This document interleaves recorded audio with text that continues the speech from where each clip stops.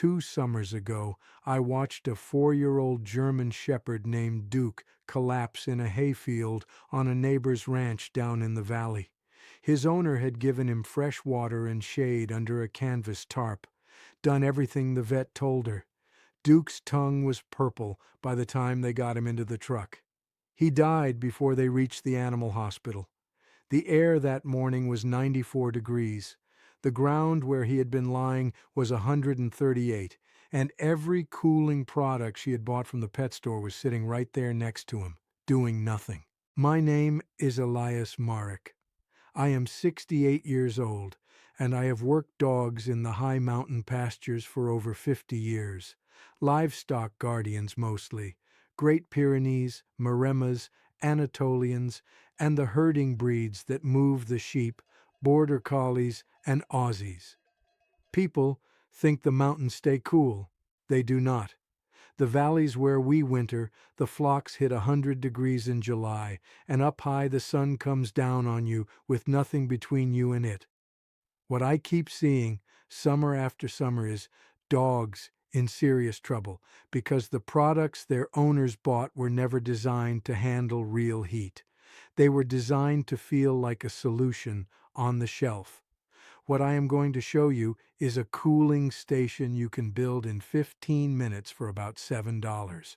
No electricity, no batteries, nothing plugged into a wall, a single bag of material and a tray from your kitchen. I have used this exact setup at my sheep camps and my home place since 1996, and it will keep your dog's resting area up to 15 degrees cooler than the surrounding air for an entire summer on one purchase.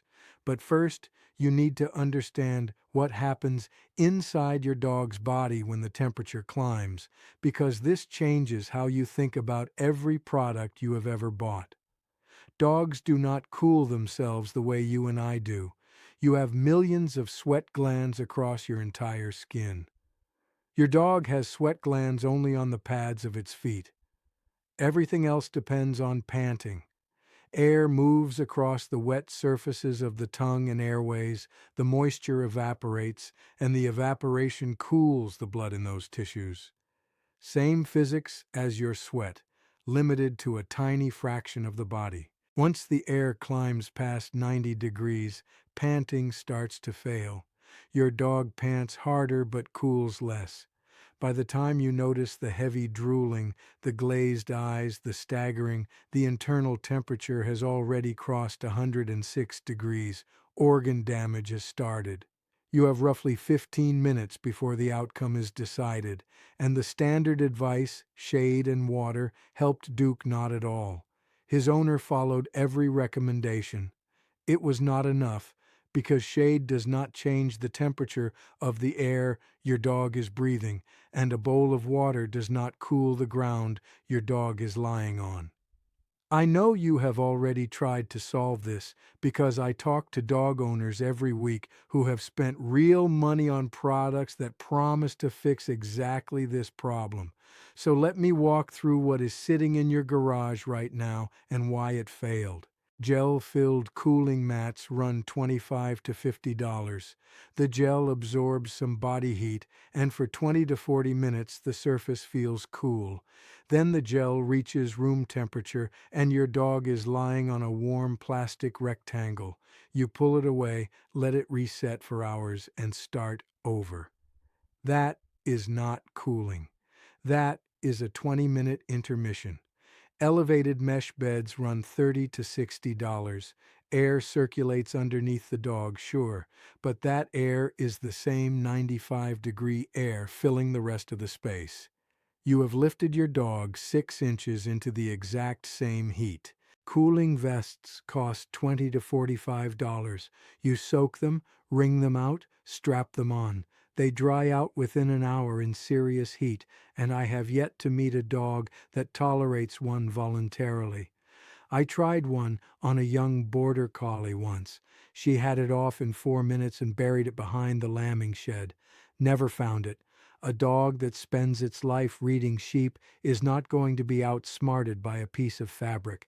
Misting systems run $80 to $200. Need a water line? a power source, and nozzles that clog with mineral buildup.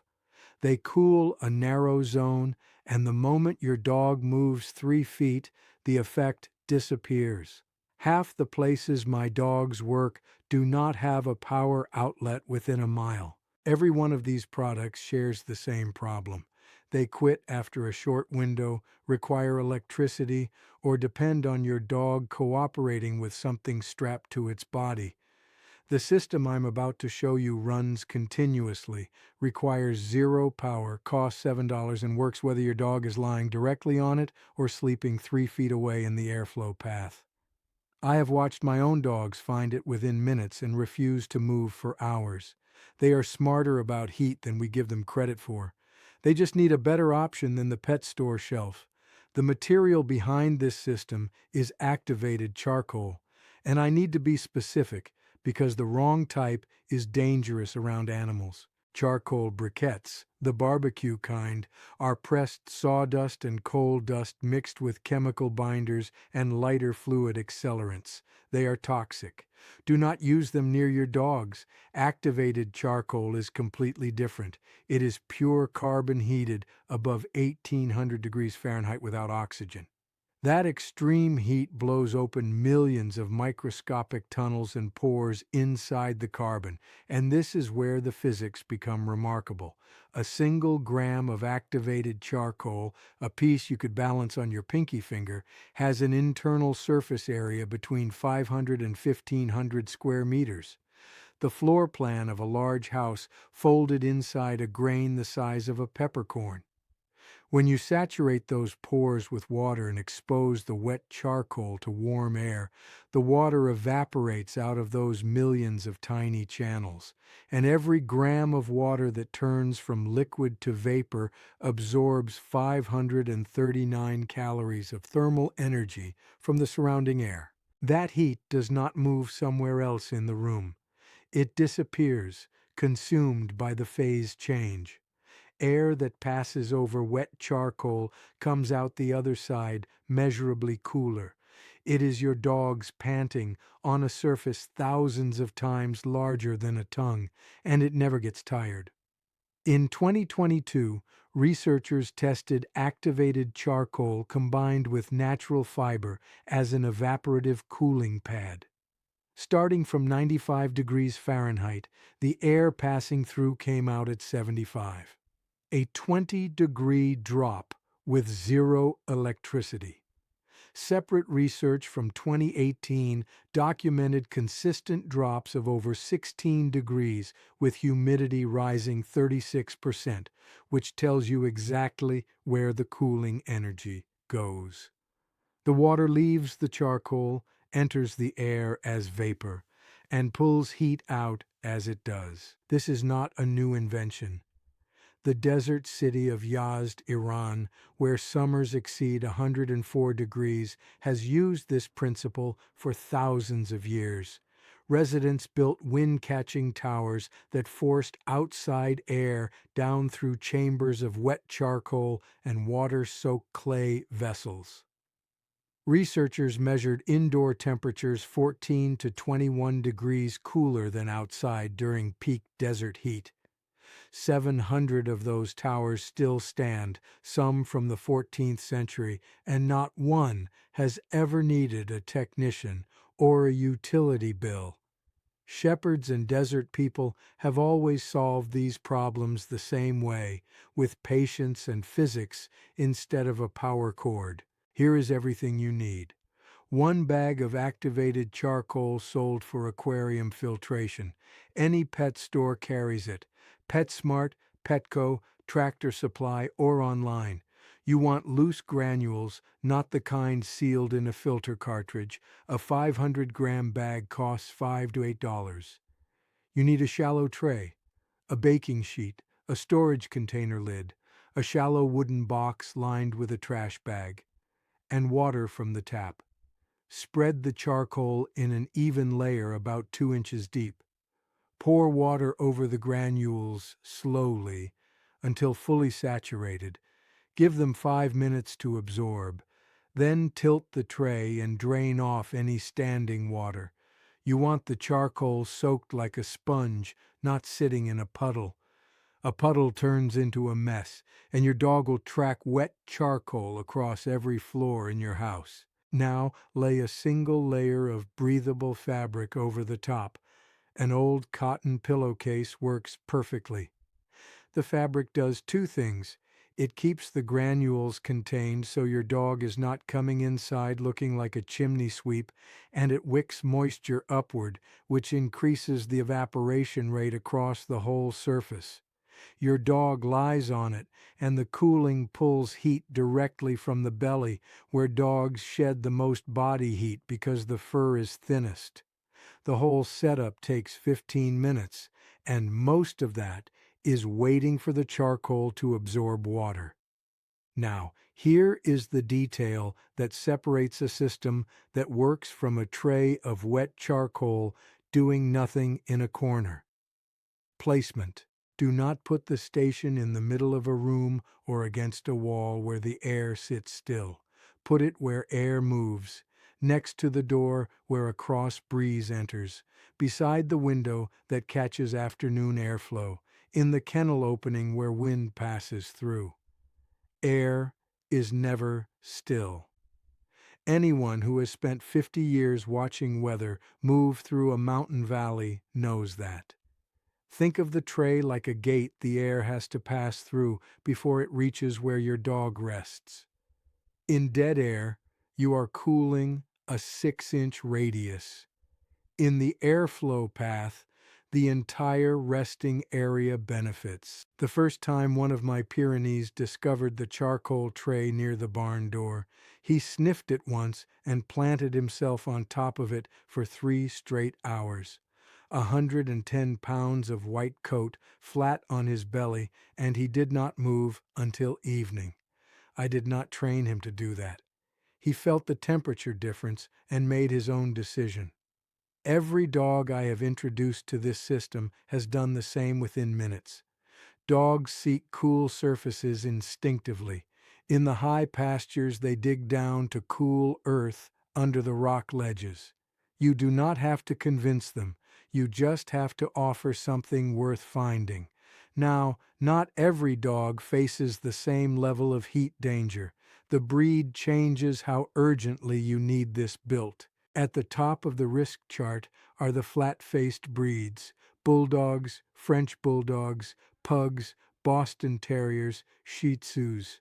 Their shortened airways make panting dramatically less efficient from the start. I have seen bulldogs go into heat distress at 85 degrees on a humid afternoon, a temperature where most breeds are still comfortable in the shade. Right behind them are the heavy-coated breeds: Huskies, Malamutes, Samoyeds, Bernese Mountain Dogs, Newfoundlands, and the Guardian breeds I've worked my whole life: Great Pyrenees and Maremas. These dogs were built for cold. The double coat traps an insulating layer of air that works beautifully at 20 below and becomes a trap at 95.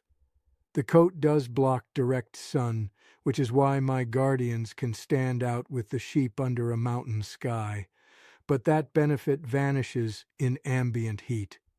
A husky lying in a shaded garage at 98 degrees is not being helped by that coat. It is holding heat in. Next are the large working breeds: German Shepherds, Labs, Goldens, Rottweilers, Malinois, and herding dogs that never learn to stand still. A border collie gathering sheep in July produces heat faster than panting can dissipate it. Duke was a German Shepherd. He was not running. He was lying still in the shade, and it was not enough. Then the risks that cut across every breed. Senior dogs lose thermoregulation efficiency the same way old shepherds do. Puppies under 6 months have systems that have not matured. Overweight dogs carry insulation that traps heat regardless of breed. If your dog falls into any of these categories, this is not a weekend project you will get around to eventually. It is a safety measure you need before the next heat wave. If you are finding this useful and want the complete seasonal care system, every method, every material, every exact step, I put it together in one guide called The Shepherd's Dog Savings Manual. 50 years of what I learned keeping dogs healthy in the high country without spending money on things that do not work. The link is in the description below. But stay here because the technique I am about to show you took me years to figure out, and it doubled the cooling effect of everything I just showed you. While researching the history behind charcoal cooling, I came across a detail buried in university archive papers. The ancient desert engineers did not use wet charcoal on its own. They paired it with something else. Alongside the charcoal, they placed unglazed clay vessels, simple terracotta pots filled with water. Terracotta is porous. Water seeps slowly through the walls and evaporates on the outer surface. That evaporation cools the pot, which cools the water inside, which cools the air around it. Two evaporative systems working side by side. When researchers measured the combined effect, the results surprised them. The terracotta created a zone of cooler, denser air at the base. That cooler air improved the evaporation rate of the charcoal, which produced more cooling, which kept the air around the pot denser still. A feedback loop. The researchers described the combined performance as disproportionate to expectation.